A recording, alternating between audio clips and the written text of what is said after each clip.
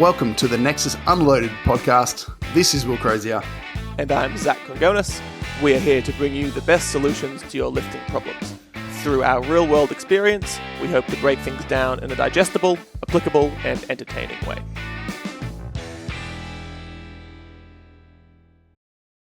And Good go. morning. How you doing? What's happening? Nexus Unloaded. Let's fucking go. Yeew. I've had a couple of comments from people who are like, "Oh, Will, you're like more energetic for this," and then instead of like, I guess for other videos we do, I don't know, but I think it's because that I am pissed off with technology, the amount of shit it's given us for like the setup of this just everything. And that gives you energy. If we were sitting right next to each other, then I would literally just plug the little, SD card into the device and it would be easy. But the internet just adds a layer of complexity to it. And so whenever I come into these, I have to just do so just a little bit, just calm down, and then maybe that's why I seem a little bit more. It comes off as energetic, but it's more agitated, probably. I also think it's because you're sitting in a room essentially by yourself, so you can say whatever you want to say and not actually feel like you're talking to someone. Just drinking. Every single episode you've had a Monster. There has not been one episode that you haven't sat there drinking a white Monster. I actually think there was one. I think there was one where I had a protein smoothie, but it was a caffeinated protein smoothie. What is that? As well. A caffeinated protein smoothie? Yeah. Yeah, it's just like one of those coffee-flavored yeah. ones, where it's like, It doesn't have as much as a Monster, but it has like enough to get you buzzed. So if I've had like an extra coffee in the morning, and then I come in and I'm like, maybe a Monster's not the best choice. That's what I went for that time. But usually it'll be, let's record this, have this, go and eat lunch, and then into my gym session. So it kind of flows the day nicely. Bridge your day with caffeine between every single outing. This is my pre-workout. This is my extended pre-workout. I don't like to have an actual like pre-workout smash you in the face just before you're about to train, because you'll know this. You're young now, but as you get older, pre-workouts upset your guts more and more. I'm talking as if I'm 50, but like I swear to God, like 30 comes along and your guts just don't like pre-workouts. I mean, mine never anymore. did. So the first one I ever took, NO Explode, like the old was it BSN? Yeah. BSN? Oh, yeah. The amount of magnesium in it. I don't know the brands, but that sad. This bright blue raspberry powder, and the scoop was fucking like as big as a protein shaker scoop. It was huge, and it really did not go well. Yeah, all of them back then were, but we used to, I used to like dry scoop them, double shot them, like thought I was hardcore. Sometimes just to fucking chuck a triple shot in there. But how do we always seem fine to have a little bit of Zac's poo weaved in to these chats as well? Like, oh yeah, they made my poos. That's the main request we get. For me, gastrointestinal distress is a part of my life, Mickey. I'm sorry that it permeates through the podcast as well. Yeah. It should be anti-poo chat as a new T-shirt rather than anti-flaccid. No, it's pro. It's pro. People love it. I'm sure everybody listening to this right now, they're like really loving this. Thoroughly enjoying it. Let's move on though. What have I you want got to move for on us today? to a rather important question. It's good that you and Mickey are here because you can kind of get the spectrum of this. First off, Will, do you sleep butt naked? No. I've always slept in underwear. Why is that? Now I have an additional reason so I kind of, let's just go with that for now. But I always have, just for the support, I've felt weird Let the just boys to hang free. Roll around on yourself. We don't call him Big Willie for nothing. This is too much cock. You gotta roll it up. I guess a couple of wire ties. But now it's because of this.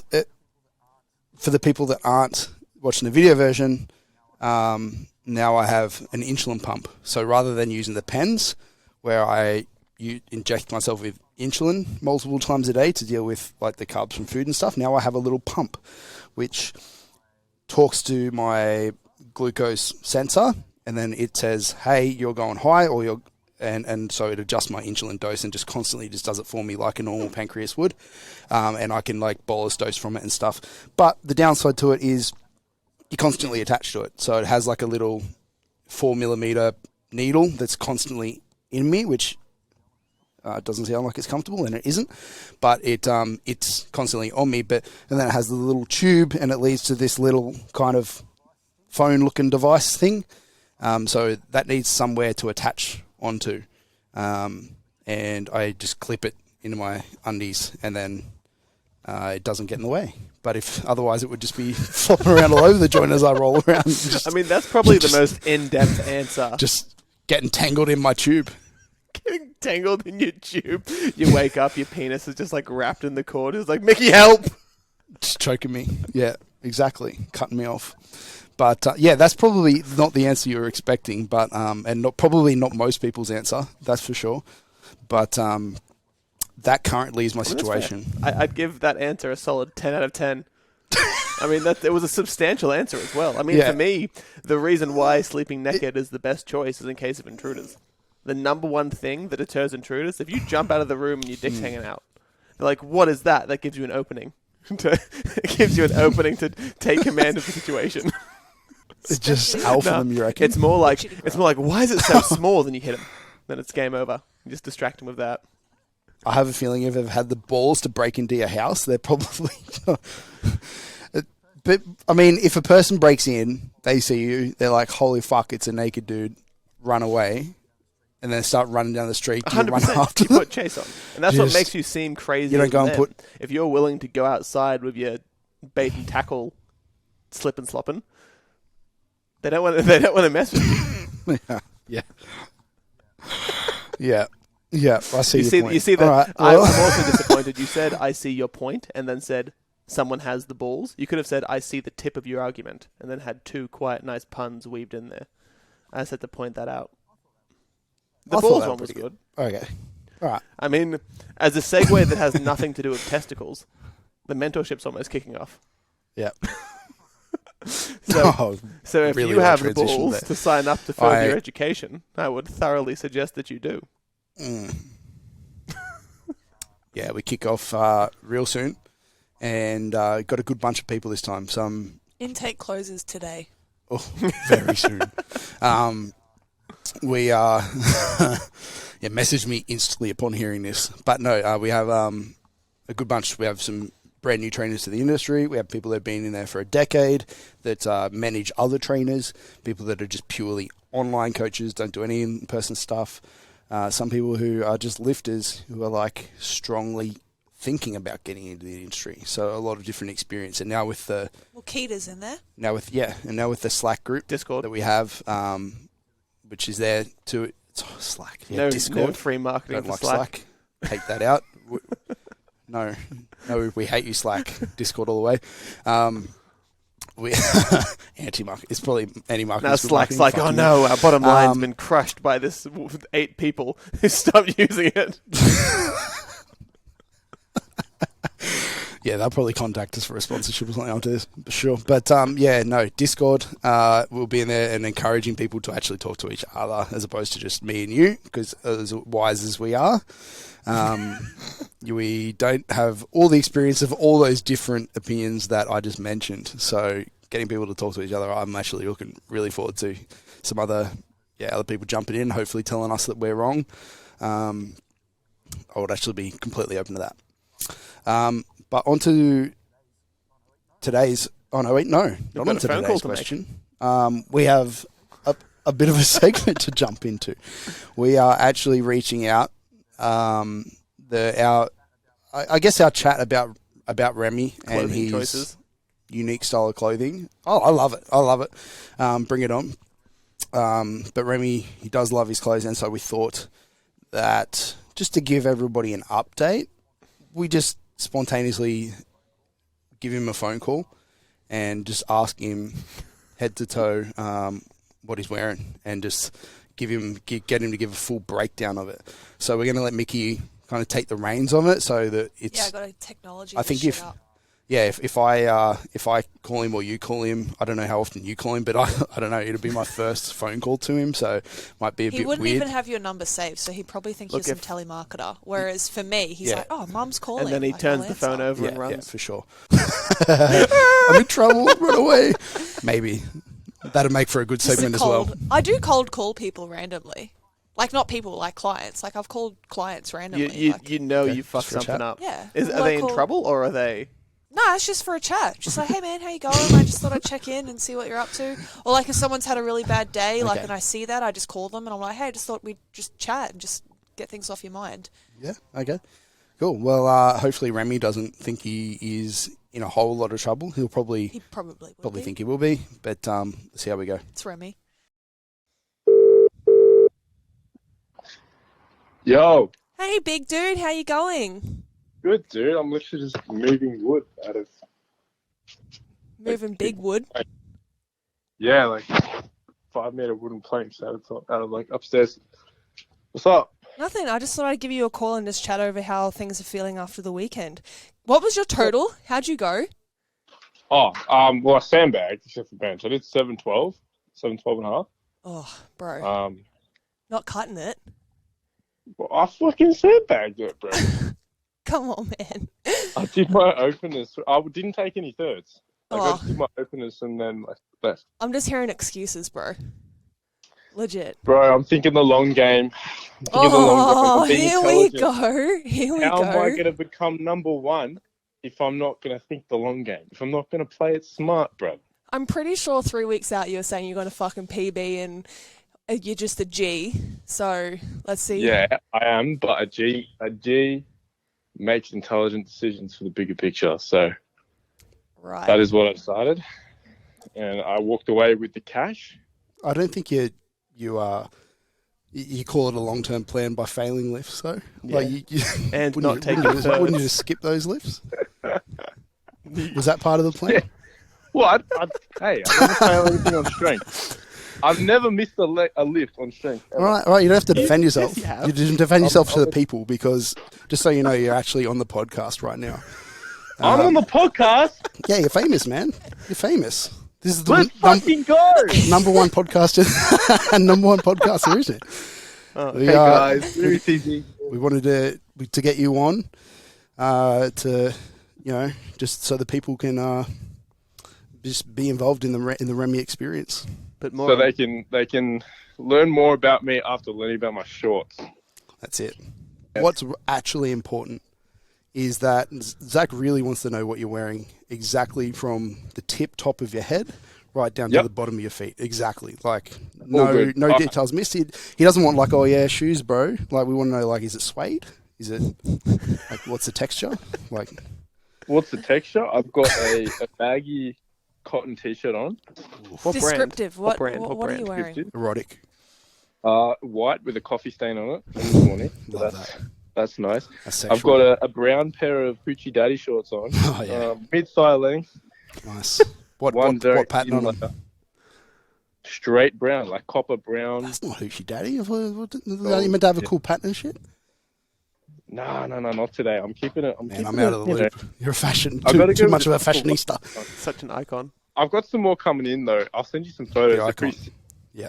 It's like the ocean pattern and stuff. It's pretty mad. Love that. What's up? What's on your toes? So on my toes, I got some, just some basic white bitch shoes, some Nike Panda Dunks. Air Force Jordan 69 420s. Pretty stock stuff today. A bit vanilla, if you will. You can almost guess what Zach just said to that. What did he say? Remy. Look, I probably won't say it because it's a bit inappropriate for the podcast. He said that. I don't know what you were thinking. he said the Air Force 69 420s. Oh yeah, the Air Force 49 68 Max 340. Yeah, love that. Love it. Love your work, mate. All right. Well, yeah, we just wanted to give you a buzz as well. Zach's decided that he thinks that we should drop you as a client. He said 712 is unacceptable, and unless we're putting up an 800 plus at USAPL Nats, we've got to have some conversations, mate. But Doesn't that reflect on his coaching? So if I go to another coach and then do Plot 800, twist. We're dropping you in a both. bite in the bum, isn't it? Plot twist. Oh, God. I just fucking Uno reversed you, bro. Love that. Awesome. All right. Well, have fun handling big wood Big wood. planks of wood in your hoochie daddies. in your copper hoochie daddies. I want to see a pic. Send me a pic. Send a photo. Yeah, selfie it up, bro, because we'll slap that on your Tinder, TikTok, Bumble. All of them. Grinder. What are the other All ones? platforms. All What the are the other pipes. platforms? Grinder. All Remy pipes. All the Yeah. pipes. Yeah. All right. Love you, big boy. We'll talk soon. There, guys. Take it easy. Oh, Remy. Yeah, so the technology wasn't our best friend there. Zac couldn't be heard. Probably wasn't a major issue. But, well, I did my best. Next time we know the fault now. We've worked that out. So next time we know how to rig it up. It's just cold calling people. Like if we send them a link and say, hey, jump into our podcast link, they're going to know, happening. this is probably for the podcast. You could call it like yeah. You can't OnlyFans just... recording. Like OnlyFans audition. I don't know. I'm sure if anybody knows how to do that, technical whizzes out there that listen to it. I don't think there's anything we can do. It was literally because it was connected to my phone here and then through the Rodecaster, and Zac's not connected to that Rodecaster. So it'll have to be if we're cold calling people, it's I don't know. Zac's in person. Anybody got any tips? Hit us up. But I don't know. We'll work it out. So let's jump into today's actual main question, problem, issue that we have going on. Let's. I'll let you read it out. I'll let you choose what if you want to do an accent or not. Please don't get us I didn't come cancelled. prepared with an accent today. Let's and go. if accents are unprepared... I didn't say you had to. I just said, I don't. You don't have to do it every time because then people expect it, and then all of a sudden we are going to get cancelled because you're going to go with a random, really skewed one. So I think we need it. Maybe we'll take requests on it if you want to write some feedback in. Requests, To like an if someone accent. requests the accent, then I can't get in trouble. That's how that works, isn't it?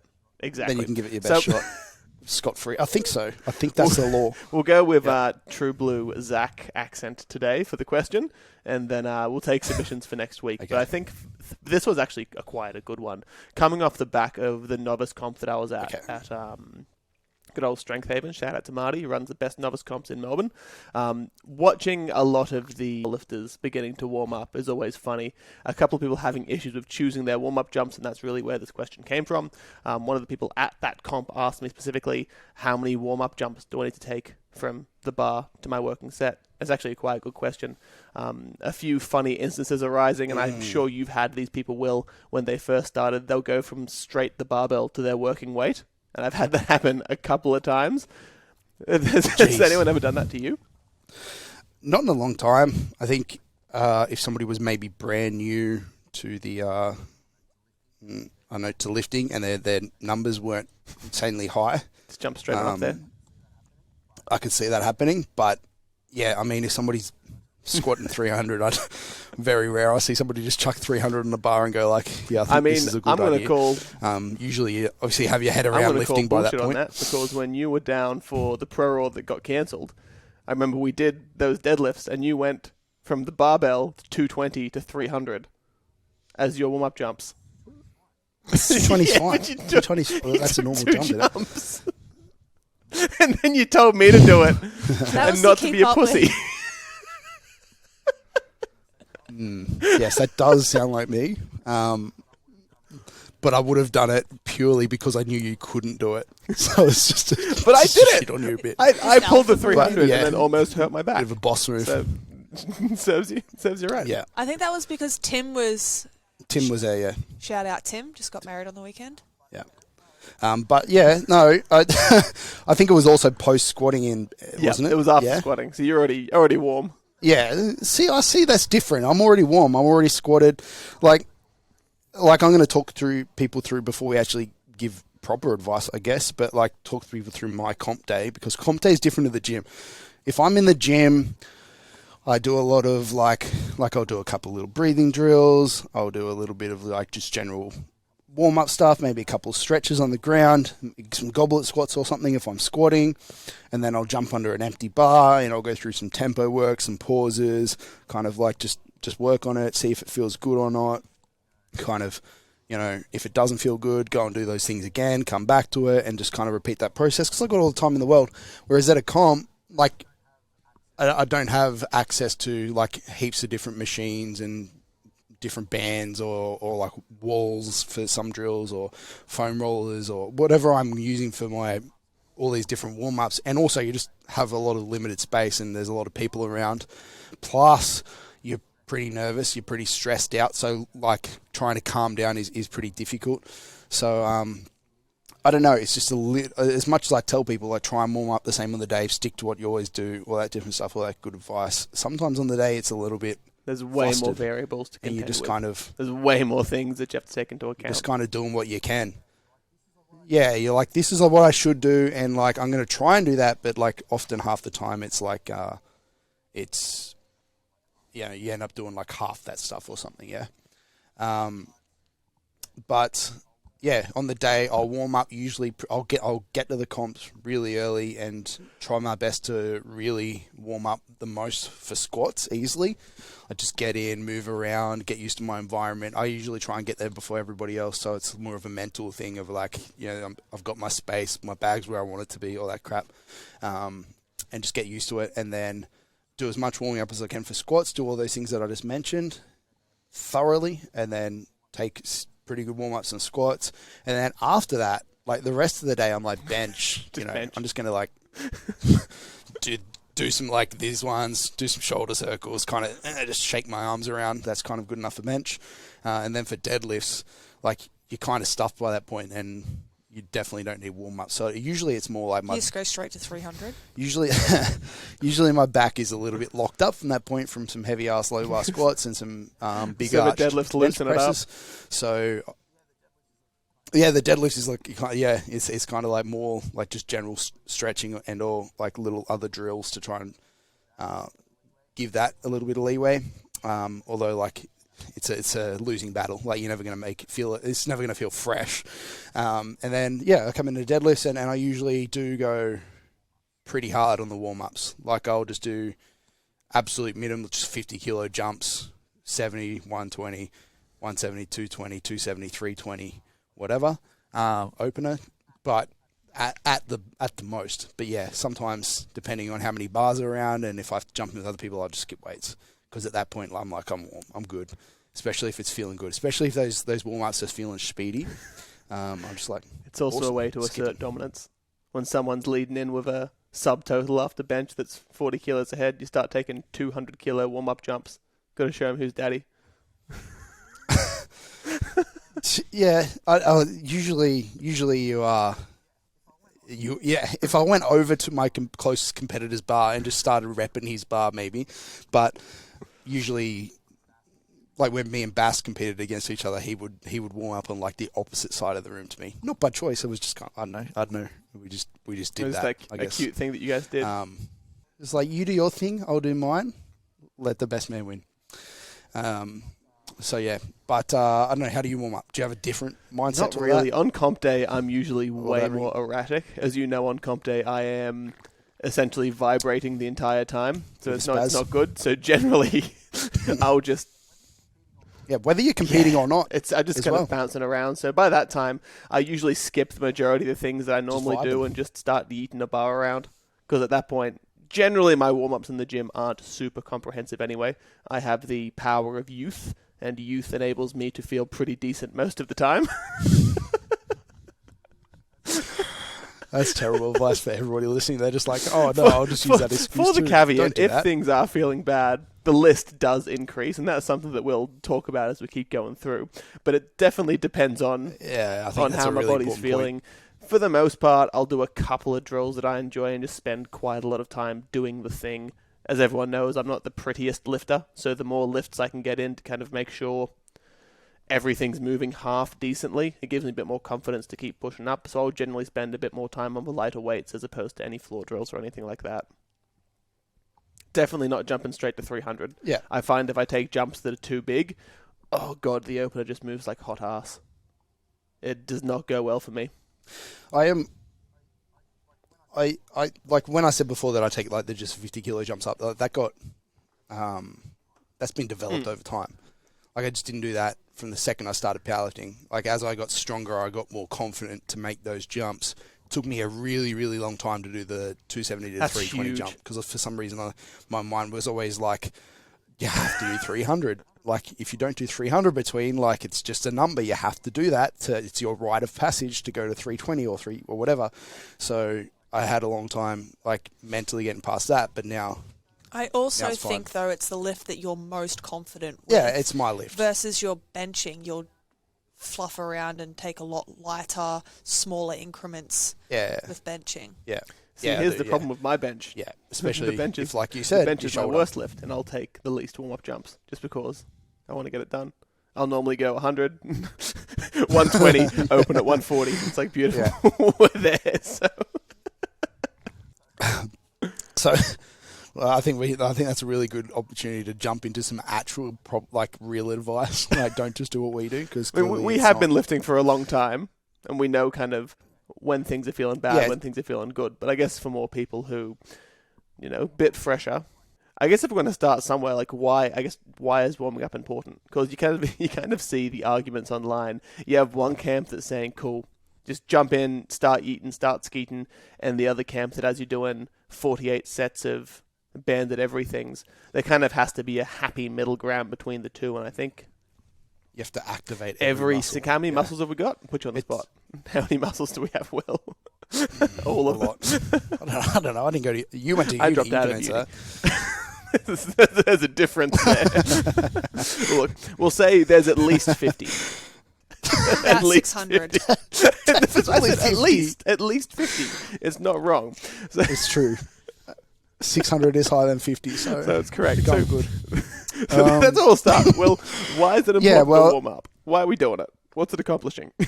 Yeah, well, I think the easiest way to talk about this is like the physical and mental aspects of it, right? So for me, personally, these days, like you said, I'm pretty, confident in my lifts, confident that I know what's going on. I'm pretty well prepared. I know what works and what doesn't work for me. And my actual warm-ups for the physical aspect aren't near as comprehensive as they once were when I was just figuring stuff out. So they're a bit short. So it'll be like I said before, just like a breathing drill or two. It's just to kind of help things feel a little bit more loosey-goosey, feel the right things working type thing. Then it'll be some sort of stretch like 90-90 transitions or something, hip transitions or arm bars or something like that, just to kind of get moving. And then it'll be into the actual skill stuff. So it'll be into, hey, if I'm going to do squats, I'm going to do a squatty thing that's a little bit easier than the thing. So if I'm going to do low bar squats, I'm going to do some goblet squats to kind of like drill the pattern, open things up. And then I can know like, oh, my knees are a bit sore. Maybe I should go and do some extra stuff for that, or if they're like, oh, my knees feel great and this whole pattern feels great. Well, I'm going to stop warming up. I'm going to jump straight into the bar. But so the physical side for me is quite short.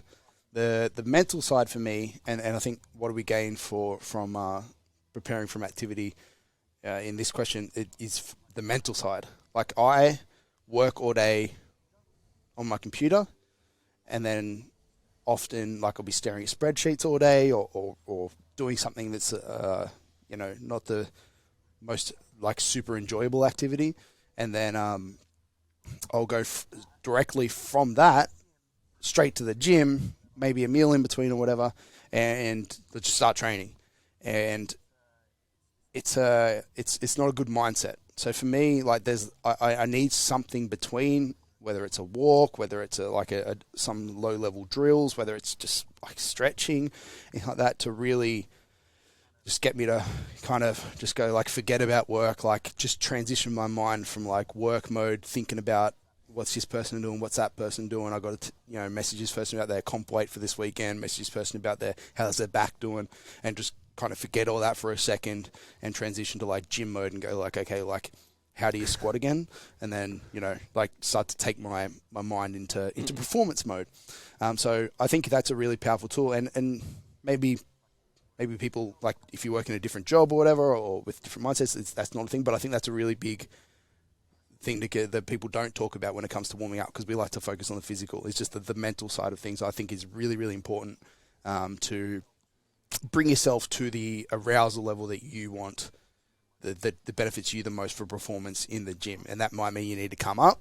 That might mean to go down a little bit, whatever it is, but you need to get yourself in the right state. I mean, you can't really...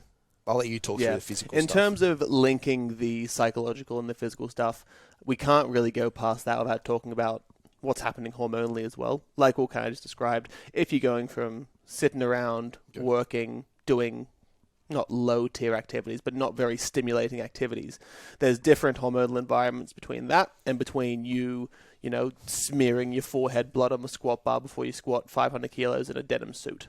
There's different things that are going on there. And I guess at the base point, you don't just go 0 there has to be 100. some sort of preparation that helps you shift those environments and shift that mindset from what you call parasympathetic to sympathetic. They're just different nervous system states. One is kind of rest and digest, you're chilling. Think of a gazelle gently eating grass and drinking. Then some dude comes out with a gun trying to pop a cap in its ass. Goes very quickly from that to parasympathetic to get away. We're doing similar things. When we're getting prepared for activity, we're trying to shift our hormonal and internal environments to get it ready for activity. Same thing with arousal. You kind of brought up that term, and every time someone says arousal, I giggle on the inside, but it's referring to the idea that everyone kind of has this state of stimulation and arousal, both fantastic terms, to actually perform at a good level. For someone like Will, I could imagine you'd have to be quiet aroused. How aroused are you when you're lifting? Are you moderately aroused, highly aroused? For me, you've lifted with me. Yeah. Like, I like to be calm. Like, I'm not the headbutt the bar, scream, yell, back slaps. So slightly more flaccid. Guy. Yes, I am a little bit more. I like to be calm, like have a little bit of like mental clarity. To me is more important than hype. I like to go like, I'm about to do this squat. Okay, put my right hand on the bar where I usually put it, put my left hand on the bar where I usually put it, and then grip it in this way, pull myself under. Like, it's like in my mind, when I lift, it's a checklist. It's like a do this, then that, then that, then that, then that. And I try to instill that to my lifters. I try and say, hey, like, try and be extremely methodical in your setup. Like, when you get that weight on your back, different story. You know, you kind of don't want to be thinking a bit too much, as we went through in the overthinking stuff. But in the setup, I like to be really methodical. And if I've just had a face full of salts and somebody slapped the absolute crap out of me, I find it's way more distracting than it is helpful, and it just gets me away from what I want to be. I guess I'm similar in that sense as well. Like, as we said, for me, I'm always vibrating on comp day. So for me, it's actually coming down from a state of high arousal to actually do the lift. And I think depending on what type of person you are, like, some people need to be hyped as shit to actively perform the task. And that's a big thing that's going to dictate what sort of prep you're doing and how much you have to do. If you're someone who has to pull it back and calm down, you're probably not going to be in the warm-up environment for as long as somebody who really needs to be jazzed up. Like, the less time you spend in the environment where there's loud shit, there's a lot of stuff going on, where people are trying to get your attention, is probably going to be a little bit better. Whereas somebody who really wants to peak up, they might be spending a bit more time in and around, talking with people, getting hyped, stuff like that. So when it comes down to, that's you go. Sorry, I was just going to say that's why I just on that with the bringing ourselves down to speed with both me and you. That's why I like getting into comp early and kind of feeling out my environment and kind of being like just a little bit of a chance to relax and kind of ease into it a little bit. Whereas if I rock up and there's like 5 people like saying hey, and just, you know, and then there's like, oh yeah, we got this, and then I'm going way in, and I've got to do this and got to do that. Like, it's just too frantic, and I find that I can just lose a little bit from that. So for me, it's like it's finding a way to get as close to that as possible. Very hard at a comp like the previous Pro Rolls at Arnold's, because you've got flashing lights, really loud music, a billion people shoved into one room. So air horns, loving air horns. So it was just, there's a lot going on. So it is way harder to kind of cool down. But we do our best. It's like I said at the start. It's not always optimal on comp day. You just do what you can. You adapt. I know. In some circumstances, Mickey's led you outside to go sit out the front of the building. Yeah, if I'm having a particularly stressful moment or a time, it's kind of like I just got to get out and then just stop, just being around people and just doing my thing, just looking at my phone for 5 minutes or some shit that's just like mindless, and just kind of bring myself back to reality before I go back in and deal with that shit again, you know. So yeah, but again, not everybody's going to be in that, but that's a bit of an insight to like just different, because I think like you said, when most people think warming up and get like for a big lift, they think just getting hyped. So I think it's just a good insight to show people the other side to that. Yeah, so we've got trying to get more sympathetic, trying to get a little bit more to your arousal level. We've got like usually getting to like some sort of blood flow going. So like it's called a warm up, because you know you should literally be getting warm. So sometimes when you first get in the gym, if a breathing drill or any of that stuff isn't for you, I still recommend maybe just getting on like an assault bike or something that's just very easy, and just kind of doing some stuff to only to a level where you're like just sweating or could still hold a conversation or whatever, like just a slight puff. You don't want to just get on there and start doing intervals. Definitely not going to benefit your training. That's why I actually don't give powerlifters like the rower, because like they'll jump on the rower and then they'll start treating it like it's a 1RM row and start just absolutely fucking yeeting the handle across the room. When you hear the cable, the chain like slapping on the way down, you know they're going hard. Yeah, I'm just like, hey, this is not the purpose. So let's just calm it down a little bit. That's why I like the assault bike, because you can't really you can't overdo it too hard unless you're like really trying. So it kind of just guides you into that nice rhythm. So yeah, I prefer it, but just a little bit of cardio prior to I don't really mind if it's like prior to your stretching and stuff. I don't really mind. I think the order of them is kind of like just personal preference. But most people that I train like to go in and do that first thing, and then go and do a couple of little movement type stuff before they hit into their specific warm ups. So that's the next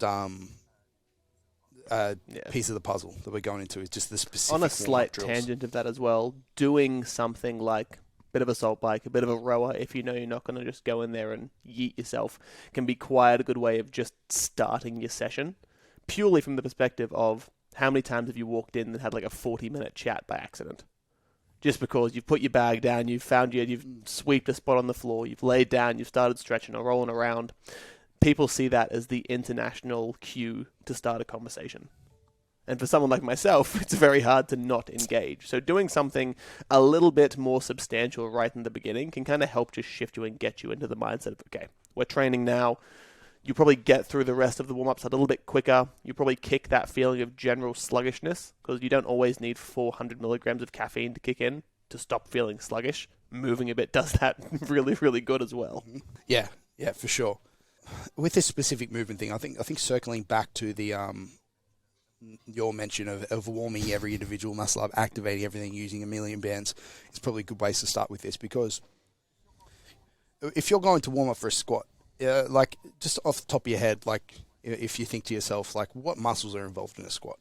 You've got, people will say like, quads, and it's like, yeah, but everything's working. There's at least 10 muscles. Squat, like at very everything least is 10 working. muscles. Is it? Yeah, at least 10, maybe a little bit more working. But yeah, probably more than you have time to do with a band if you were activating them individually.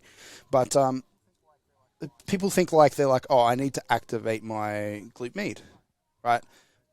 And I'm going to do that by, let me just Google it. What's the function of the glute med? And they look it up, and it's like, okay, I've got to do that very specific movement to warm up my glute med so that I can use it in a squat. However, in a squat, it's probably not used by that exact motion that Google has just told you. It's used in the way that it's used in a squat, so we should just use a squat to warm up our glutes for squatting. Is that that seems to make a lot more sense. Yeah. Does that make sense? Like shifting the mindset from warming up tissues to warming up patterns can be a really, really nice way of doing this. Like thinking, I'm squatting. What do I have to prepare? The squatting things. Cool. Exactly, yeah. And you're gonna tick the boxes of all the muscles, of all the tissues at the same time through that.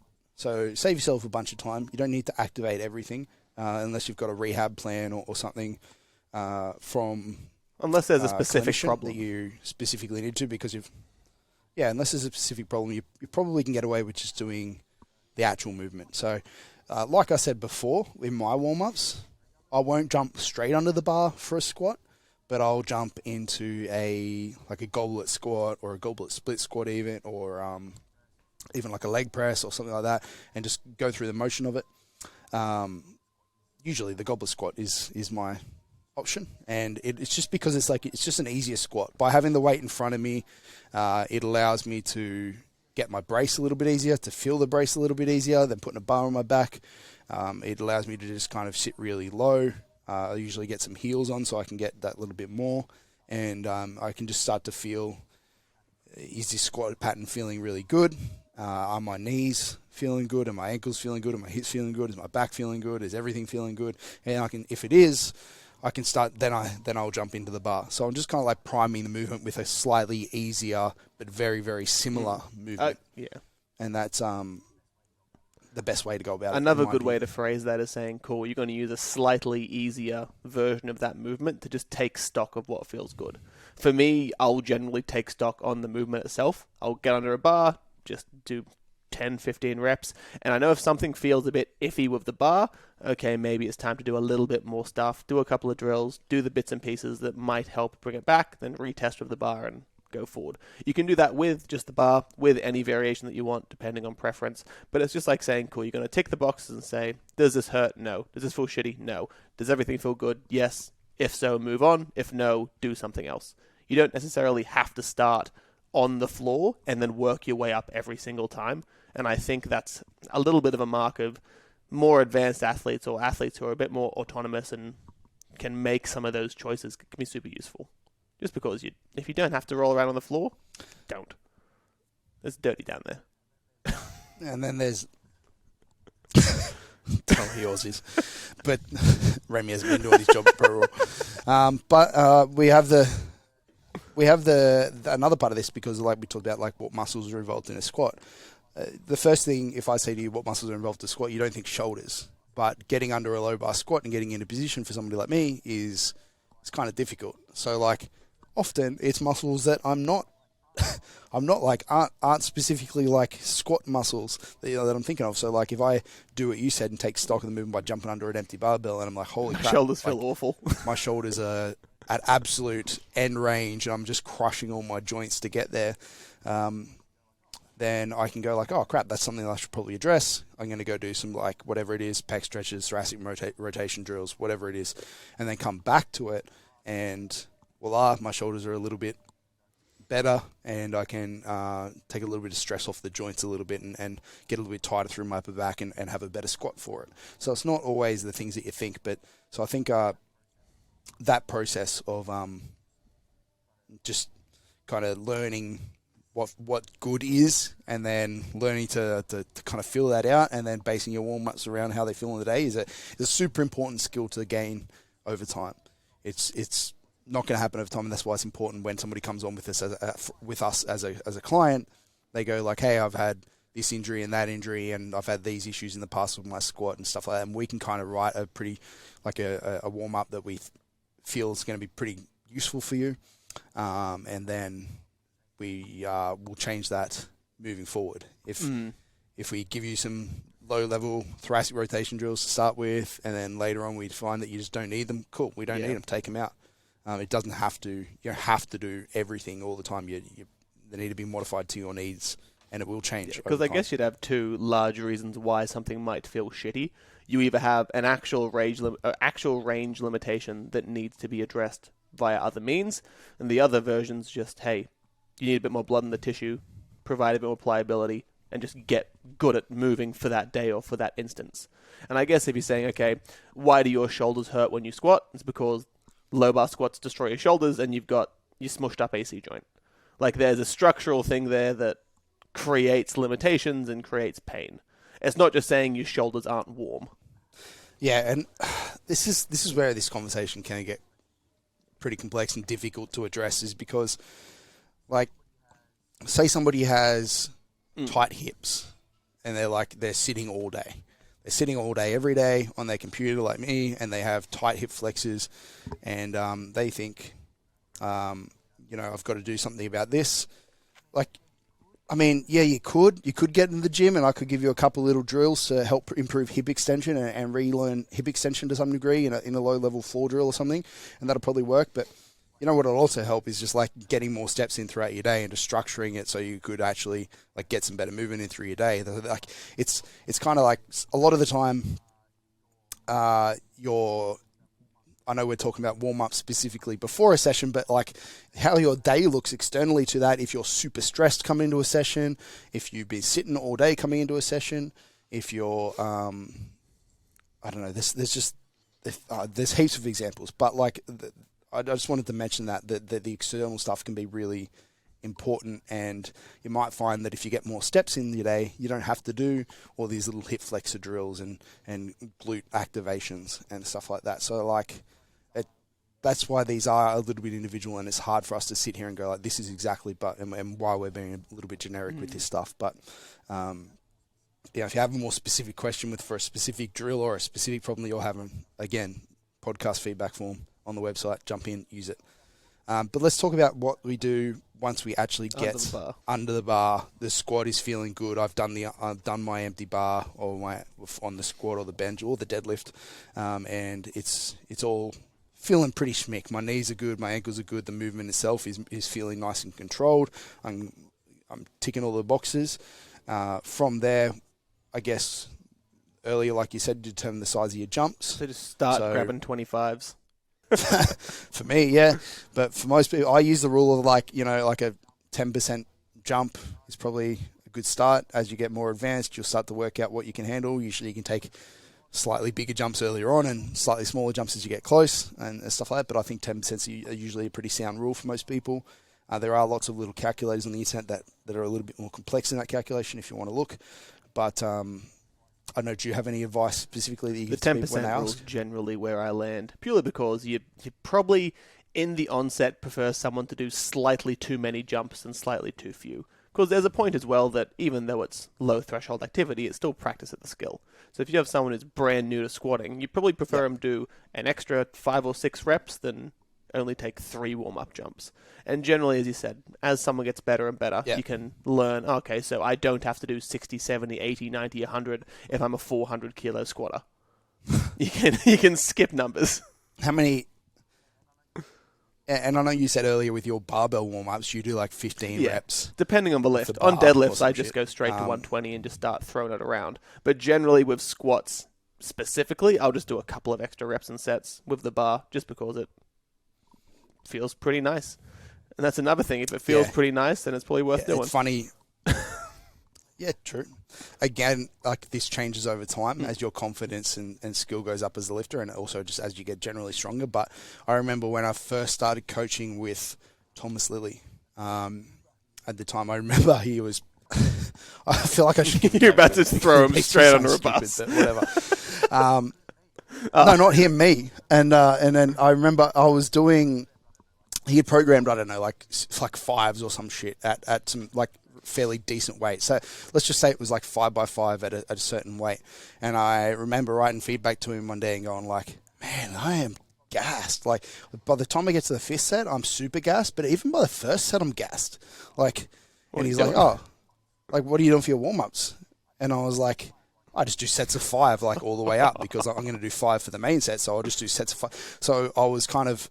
Yeah, I was doing 5s for like even my last warm-up and everything. And that doesn't sound brutal, but when you start to get stronger, you're working with half-decent weights. And I was like, and then he's like, oh, just do 5 on like the first couple and then just do singles or whatever until you get to the working weight and then do the 5s. So good advice. I took it. It made my lifts better. And I have somehow converted that advice into what I do today, which is I'll do the bar for a couple reps and then singles for everything else. I mean, I don't to tie really. that back to most people, as you get stronger, just start doing singles on the way up. And a lot of people will ask, how many reps do you need to do on those warm-ups leading in? And the answer that I have is super unhelpful, because it's as many as you need for the first working set to not feel like shit. Like, I know sometimes if I have done too few warm-ups, because the first working set feels like the last warm-up and it's just horrid, and then the second working set gets better. And that's generally the easiest way to tell. If your first working set feels awful, do a little bit more. And you kind of just keep going back till you find the place where it's kind of a nice middle ground. You're doing enough working reps warming up that it feels decent, but not so much that you're sweating like a stuffed pig. Yeah, and then the opposite as well. Like if it's feeling amazing and you do a single and you're like, that bar almost absolutely flew through the roof, then it's a sign to go on off to the the next program. warm up. You know, sometimes I don't need to do the second or the third or the fourth or the fifth rep. I'll just go up to the next weight in my warm up protocol anyway. But yeah, I guess the like how many reps you should do for each one is kind of individual. But again, most people do 5, like whatever with the bar, 10, 15 in your case, and then most people do like 5 at their first warm up, and then maybe 3, and then slowly taper down to singles on the heavier weights in between, and then just do their working sets for whatever's prescribed, hopefully. Yeah, I don't think there's much more to say on warming up and actually getting through them. I think that's pretty much it. You do your working weight, but I guess we could go into A little bit of a cool down.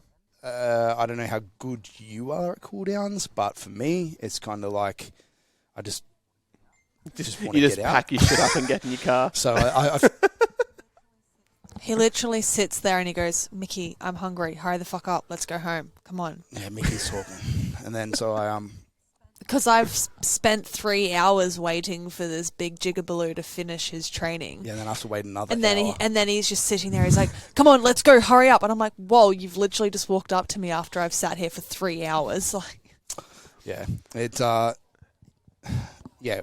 When we only have one car, it makes cooldowns a little harder. I mean, that's the but, majority of people, though. And I think it's one of those instances where it's do as we say, not as we do. Because I'm the same. I'll finish the session and then just like dolphin dive into my car and get home as soon as possible. But it doesn't mean that cooling down doesn't have some form of validity. Like we said at the start, when you're moving into your session, you're trying to get into the state where you're amped and ready to go.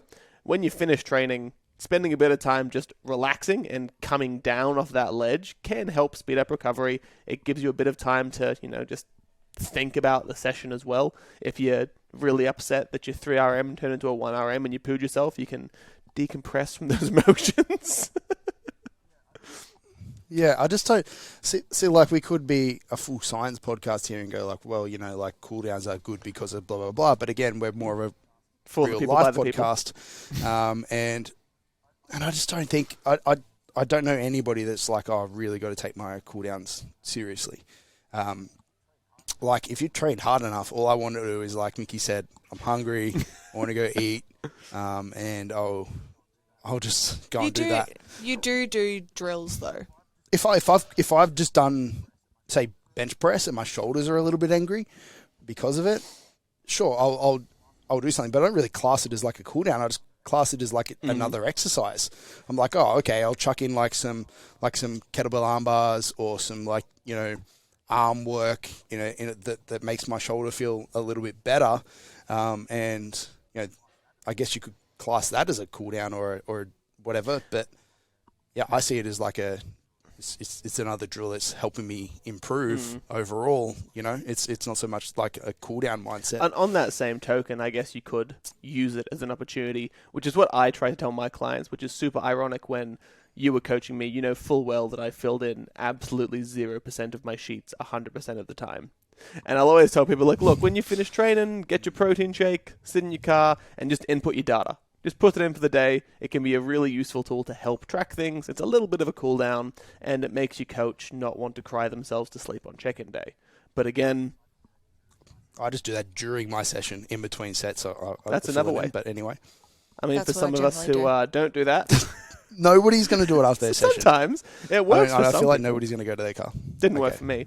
Then again, I just say get off Tinder and Instagram and spend 2 minutes whilst you're sitting there to fill in some data between your sets. Your sets are already I also tested then between. post-session. how do you know Like, if I'm your like, gym crush how likes do you or my not? If you're not on Tinder squats? 100% of the time when you're in the gym. So yeah, that's that. I think that's pretty much it. But I do it between sets with the data thing. But I We think can't all we be responsible high-level athletes. I Will. think we've done a pretty good job of covered all the. I just don't. Yeah, it was. It's not that, but all this stuff. I feel like we've kind of said warm-ups are good. You should do them. They have a place.